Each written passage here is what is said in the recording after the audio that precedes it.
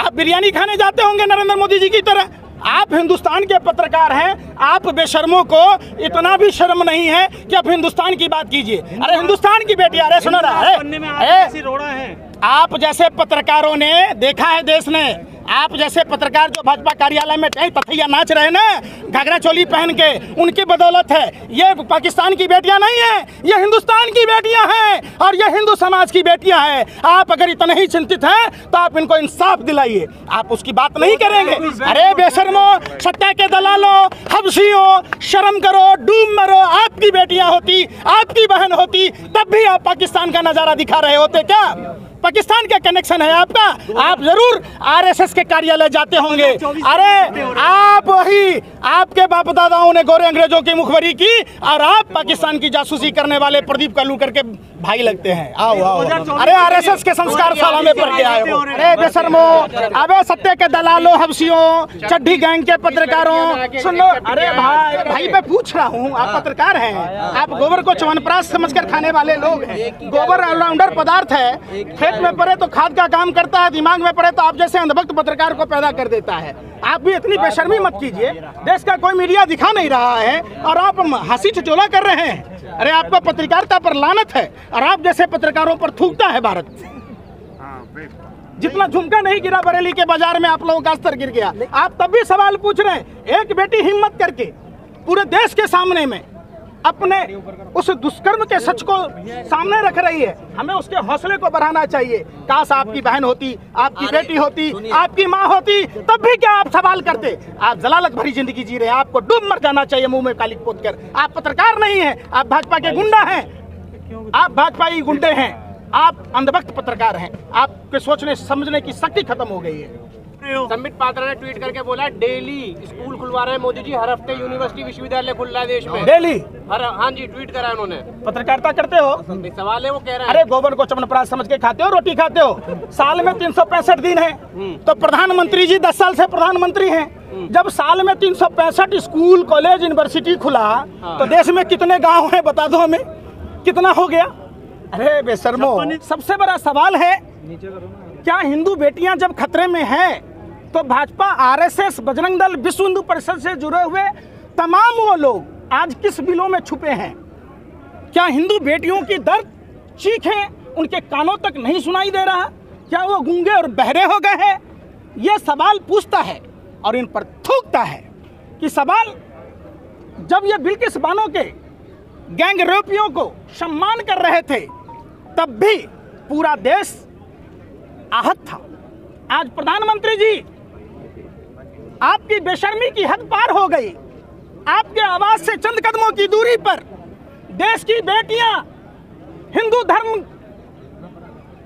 हिंदू बेटियां आज सड़कों पर है और आपकी पुलिस, तारीपार गृह मंत्री जी, आपको कर्नाटक चुनाव में जाने का समय है और देश की बेटियों के लिए शर्म नहीं है, एक पैसे का शर्म नहीं है। ये लोग बेशर्म लोग हैं और ये लोग सत्ता के खुदगर्ज हैं, हबशी लोग हैं। ये सिर्फ और सिर्फ कुर्सी पाना चाहते हैं। जहां देश की बेटियां लगातार आंदोलन कर रही हैं, दिल्ली के जंतर मंतर पर है और जबरन इनको डराया गया, धमकाया गया, किसी के कपड़े फाड़े गए, किसी के छाती पर हाथ लगा। आप सब ने देखा, पूरा देश ने देखा, पूरा देश उद्वेलित है। पूरा देश पूछ रहा है कि आप फर्जी हिंदू धर्म के जो ठेकेदार बनते हैं आज कहाँ हैं? आपका जमीर मर गया।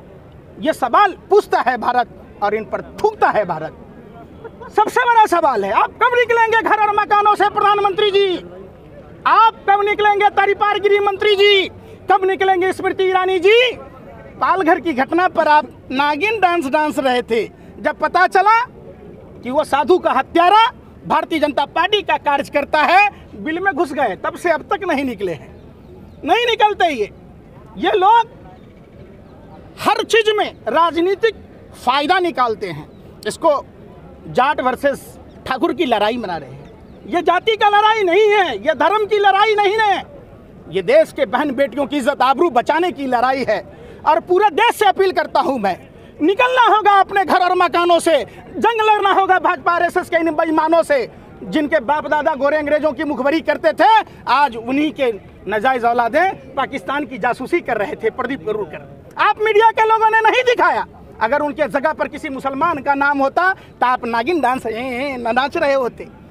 अगर बलात्कारी कोई अब्दुल होता, कोई रहमान होता, तब भाजपा आरएसएस के ये चड्डी वाले सड़कों पर लौट रहे होते। आप बताइए ना, कहाँ है ये, किस बिल में छुपे हैं? हम तो कहते हैं हरियाणा के तमाम भाजपा विधायकों से आपको इस्तीफा दे देना चाहिए। क्या आप इतने बेशरम हो गए कि आप विधायक सांसद बनने के लिए अपने बेटियों की आवाज़ नहीं बन रहे? मैं गारंटी के साथ कहता हूं, पूरे देश में घूम घूम कर देश की बेटियों के इंसाफ की लड़ाई लड़ूंगा। और ये बात यही नहीं रुकेगी, पूरे देश के लोग देश के पहलवान बेटियों के साथ हैं। जब भी ये जब गोल्ड मेडल लेके आते हैं, प्रधानमंत्री जी सेल्फी लेते हैं, फोटो लेते हैं। और आज जब देश की बेटियां सड़कों पर अपने इंसाफ के लिए गुहार लगा रही हैं, जब इनका एफआईआर दर्ज नहीं किया जा रहा था, हम सुप्रीम कोर्ट का धन्यवाद करते हैं जिनके आदेश के कारण एफआईआर दर्ज हुआ। और निश्चित तौर पर देश के हर नौजवानों को, देश के हर नागरिकों को देश की बेटियों के इंसाफ के लिए सड़कों पर निकलना होगा। आप लोग सवाल उस पर नहीं पूछते, सजा मिलेगी। अरे भैया, देश में संविधान है, देश में लोकतंत्र है।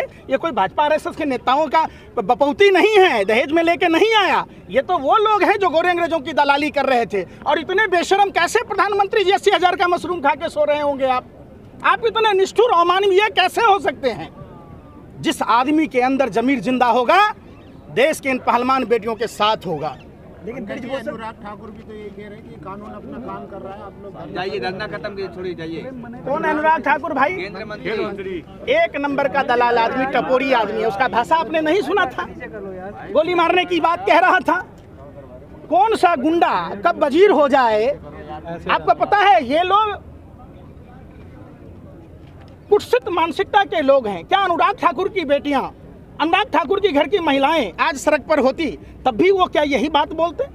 हमने देखा है बलात्कार के 99% मामले सामाजिक पारिवारिक दृष्टिकोण से दब जाता है। हम इनको सैल्यूट करते हैं, इन बेटियों को, जिन्होंने ऐसे आदमी के खिलाफ सच बोलने का प्रयास किया है जिनके दाऊद से संबंध होने का आरोप लगा था। प्रधानमंत्री चुप हैं। ब्रजभूषण शरण सिंह तिहाड़ जेल में बंद था और लल्लन टॉप पर उन्होंने अपने इंटरव्यू में कहा था कि मैंने हत्या की। वो सवाल आप नहीं पूछते। क्या आप तब भी सवाल ये पूछते कि अगर ब्रजभूषण शरण सिंह के जगह पर कोई अब्दुल होता, कोई रहमान होता, कोई गफूर होता, कोई अफजल होता? आप नहीं पूछते तब। लेकिन पंकज जी, ब्रिजभूषण तो कह रहे हैं कि इसके पीछे साजिश है सरकार को बदनाम करने। भैया, सत्ता में आप हैं, सब चीज आपको साजिशें लग रहा है। अडानी का फ्रॉड आपको साजिश लग रहा है? जोशीमठ की घटना में साजिश लग रहा है। कश्मीरी पंडितों को वेतन बंद कर दिए, उसमें भी साजिश है। तो यह सवाल है कि आप देखिए, 12 महीने से कश्मीरी पंडितों को वेतन नहीं मिल रहा है, तो साजिश है, षड्यंत्र है, प्रयोग है। अरे ये लोग यही लोग हैं जितने देश में जितने भी लोग हुए जिन पर ये आप आरोप लगाते थे, हेमंत बिश्व शर्मा पर, शारदा नारदा की बात कह रहे थे, मुख्यमंत्री बना दिया। तब आपका साजिश षड्यंत्र प्रयोग कहाँ गया भैया? नारायण राणे को आपने मंत्री बना दी। अरे शुभेंदु, यहाँ आप जो है, आप क्या बात कर रहे हैं? क्या यहाँ आंदोलनजीवी लोग का कब्जा हो गया है, टुकड़े गैंग आ गए हैं। आपकी बहन के साथ अगर ऐसा होता तब भी आप यही सवाल करते। अरे शिलाजीत क्या होता है भैया? उससे पूछिए, उनको कैसे पता चला कि शिलाजीत किस काम आता है? अरे भैया, ये भी तो बात है ना, आप नहीं पूछते। माफिया नहीं है, दाऊद के साथ उनका संबंध नहीं था। अरे भैया बोला ना पत्रकार महोदय। अरे भैया, आप उसी गैंग में थे क्या? तिहाड़ जेल में बंद नहीं था? आप बताओ ना भाई। सर, ब्रजभूषण लगातार ये भी कह रहे हैं कि बार बार अपने बयान बदले जाते हैं लोगों के द्वारा, इस वजह से ऐसी चीजें हो रही हैं। अच्छा, हाँ जी। तो ब्रजभूषण शरण सिंह पर ये बात है, तो ब्रजभूषण शरण सिंह इस्तीफा देकर अगर दूध के धुले हैं तो क्यों नहीं कहते कि आप हमको नार्को टेस्ट करा लो, पॉलीग्राफ टेस्ट करा लो? श्रद्धा के मामले में आपने देखा होगा, आरी कहाँ से आया, किस दुकान से आया, उसका पॉलीग्राफ टेस्ट हुआ। तो क्या नार्को टेस्ट नहीं होना चाहिए, पॉलीग्राफ टेस्ट नहीं होना चाहिए ब्रजभूषण शरण सिंह का? इसलिए नहीं हो रहा है कि वो भाजपा का सांसद है। आप बताइए ना, भाजपा को चुनाव की परी है, चुनाव जीत हार के मायने रख रहा है। आप बताइए, आप महिला पत्रकार। सर, जो पहलवान बेटियों की बात ही नहीं सुनी जाती है, आपको क्या लगता है देश की आम बेटी की बात सुनी जाएगी देश में कि नहीं सुनी जाएगी? बिल्कुल, जो भी नारा प्रधानमंत्री ने दिए 2012, 13, 14 में, ठीक उसके विपरीत काम किया उन्होंने। जैसे 2 करोड़ युवाओं को रोजगार देने की बात थी, 10 साल में 20 करोड़ युवाओं को रोजगार देना था, इन्होंने 1 करोड़ युवाओं को रोजगार नहीं दी। बहुत हुई महंगाई की मार, आओ भगाए भाजपा सरकार। 400 रुपए के सिलेंडर 1200 रुपए हो गई। आप देखिएगा, बहुत हुआ महिलाओं पर अत्याचार, आओ भगाए भाजपा सरकार। एक निर्भया कांड में कितना देश उद्वेलित हुआ, निर्भया को इंसाफ मिला, सिंगापुर तक की इलाज की व्यवस्था हुई। तो क्या भारतीय जनता पार्टी के नेताओं को पूर्ववर्ती सरकार से यह नहीं सीखना था? क्या देश की पहलवान बेटियां जो तिरंगे का सम्मान और देश के सम्मान में अपना खून पसीना बहाकर गोल्ड मेडल जीत कर आती हैं? एक मिनट समझिए। तो ये सवाल उठता है कि अब आप अगर इतने ही पाक साफ हैं तो आप क्यों नहीं करते? ये बीफ एक्सपर्ट की बात करते हैं, बीफ एक्सपर्ट पर पाबंदी नहीं लगाते। तो ये सबसे बड़ा सवाल है कि जांच क्यों नहीं उस पर एफआईआर दर्ज किए गए, क्यों नहीं उसको जेल में डाला जा रहा है? ये तमाम बातें हैं और देश की बेटियों के इंसाफ के लिए सभी देशवासियों से हाथ जोड़कर विनती है, निकलिए अपने घर और मकानों से। अगर अपने बेटियों को बचाना है तो भाजपा आरएसएस के नेताओं के खिलाफ आपको मोर्चा संभालना होगा, बचाना होगा भारतीय जनता पार्टी आरएसएस के नेताओं, गद्दार नेताओं से, जो अपने ही मुल्क के। आप 42,000 महिलाएं गायब है गुजरात से, गुजरात स्टोरी पर बात नहीं होती है, वहाँ कौन सा एंगल है बताओ? क्यों चुप है सरकार? अरे भाई, केरला स्टोरी का फेक न्यूज हो गया ना 20,000 वाला।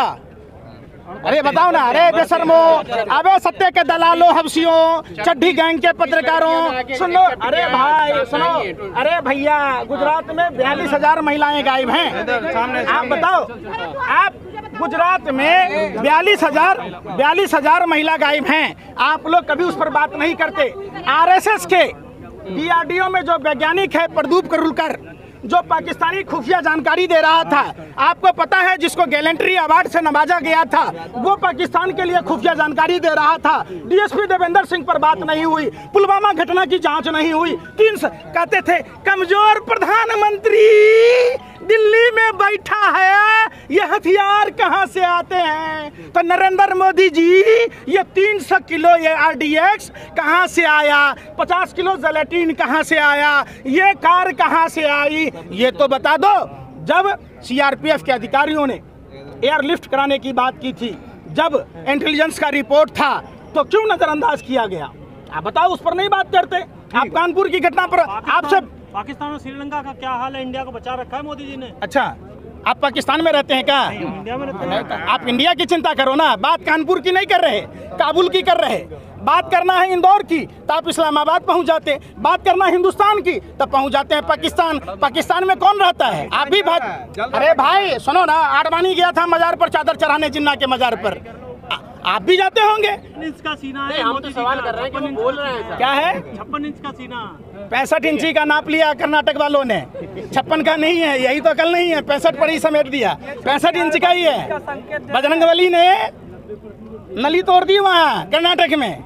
शांति रखो, क्यों भगवान को बदनाम करते हैं? 56 इंची का, 65 इंची का है, नाप लोग जाके देखो। कर्नाटक विधानसभा में 65 विधायक हैं। ठीक,